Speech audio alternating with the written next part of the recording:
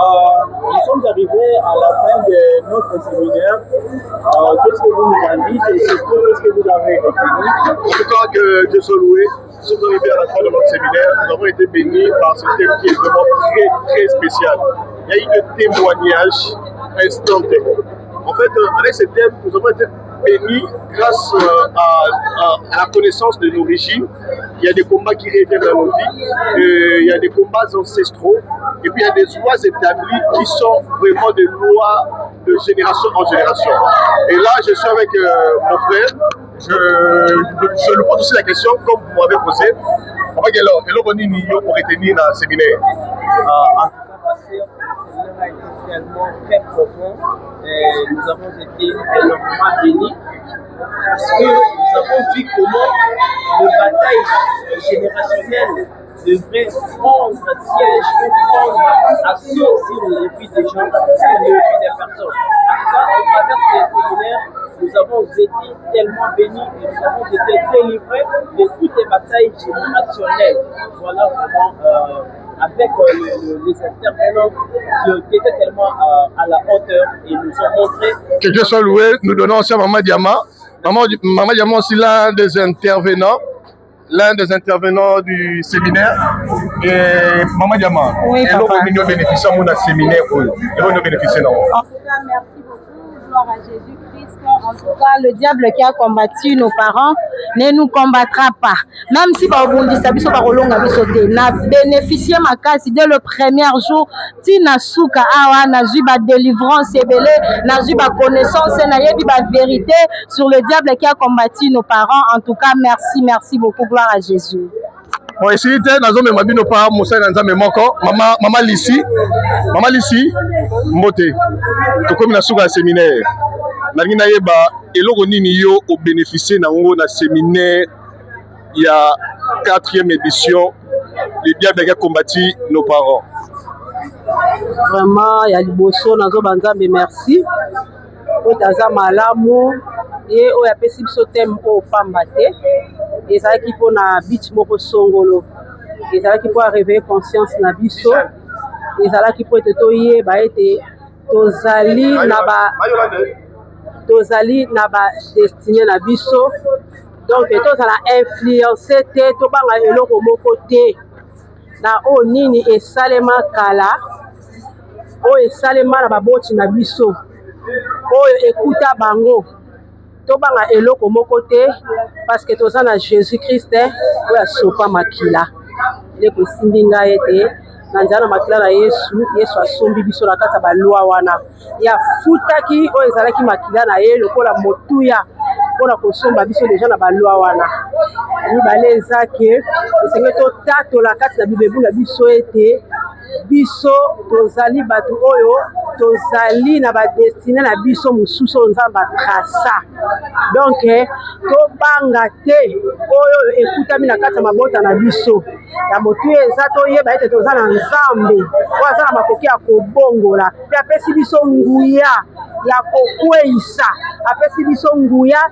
ya koanile makambo bango basala mpe ya kotonga mpe mosusu mpona makambo ezala malamu donc biso mpe toza na nguya toza banzambe soki bango basalelaki maloba biso mpe tosalela maloba eloko na sepe nango yango wana que Dieu soit loué toza na basala na nzambe ya minene Maman Odia eloko nini obénéficier nango eza spécial na séminaire oyo okosimba micro oyo balabala na nzambe. Shalom, peuple de Dieu. En tout cas, nous sommes bénis kolandisama na séminaire outi koleka. Mais naza na regret pour na ba oyo bazangaki ba monanité en tout cas mbala sima bozanga lisusu te. Biso tozalaki penza béni ba hôtel ekwei ba porte ezaki ya kokangama efungwami biso to répéter histoire ya baboti na biso te totikali pe kozala ba copie confort ya batu mususu te lelo nzambe wana asali penza ya kokamwa makambo ezaki ya kokundama esekwi to reconnaître ba droit na biso to pamboli nzambe séminaire oyo efungoli biso miso etondisi biso susu na connaissance ya bonzambe pe liloba na nzambe na makambo ezali koleka na kati ya bavi na biso ebatamaki toyebaki te lelo totonisami na connaissance toyebi lolenge ni ténèbre aza koopere na bavi na biso me nzambe oyo alola oyo akweyisaki bahotel de balle ya libota Gédéon akweyisi mpe bahotel na biso epuis torebâtir bahotel ya sika na nzambe toyebi te topesa nzambe wana nini lokumu kembo masanjoli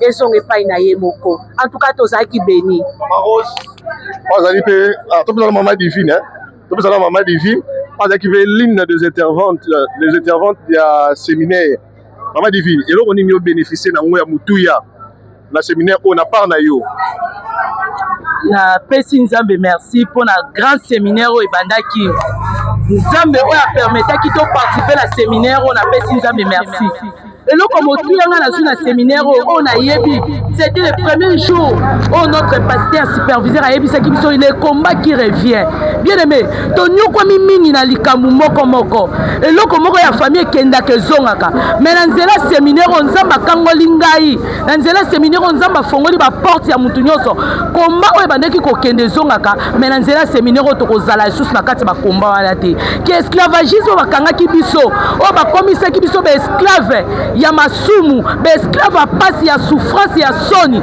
mais na nzela séminaire oyo tokangolami nzambe alongoli biso na kati ya esclavagisme nzambe alafongoleli biso baporte na nzela séminaire oyo nzambe wana rachete biso na makila na ye bamakila malédiction toandeki kotambola nango bamakila ya échec ya non accomplissement esi na kokwea yango nde ndeko eyaki te na kosenga na yo à chaque fois soki oyoki mbela balobi yaka séminaire ezobanda bien aimé kozanga te parce que na kati ya séminaire oyo nzambe akitisi ya minene napesi nzambe merci na oyo asali na mokolo ya lelo nzambe alongoli elamba ya mvutima alongoli biso na kati ya mvutima oyo ekangaki biso bambula na bambula lelo tozwi délivrance nzambe wana azwa lokumu merci.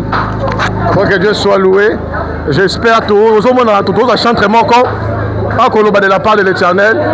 C'est le frère Christian, l'un des chantres de l'église. Frère Christian, au bénéficier d'un séminaire. Bon, merci beaucoup. Na part nanga na bénéficier de délivrance. Vous savez, bah moment où est moment de délivrance parce que dans le ministère il y a délivrance na guérison. Bah dia bah démon au ba combataka ba boti na biso ba kufa me batika bato. C'est-à-dire biso o toyo ko sala awa ko longwa na bisika o bango bakangaki biso po to koma na kimia. Yango bomoni tozana ensengo na journée à lelo to bimi avec le patriarche papa Jean-Baptiste Makalebo. Que Dieu vous bénisse papa, vraiment nous sommes bénis, merci. Ah, que Dieu soit loué. Nous avons papa Jimmy. Papa Jimmy, Moté. Nous avons une question encore. Et là, on a parlé au bénéficier dans séminaire. On a bénéficié de l'intervention de papa. Il a parlé sur le droit, il y a alliance. J'ai été vraiment béni. Parce que c'est pour moi une découverte.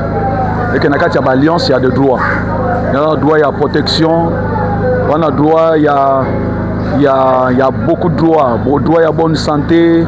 Alors, c'est quelque chose d'important aux chrétiens.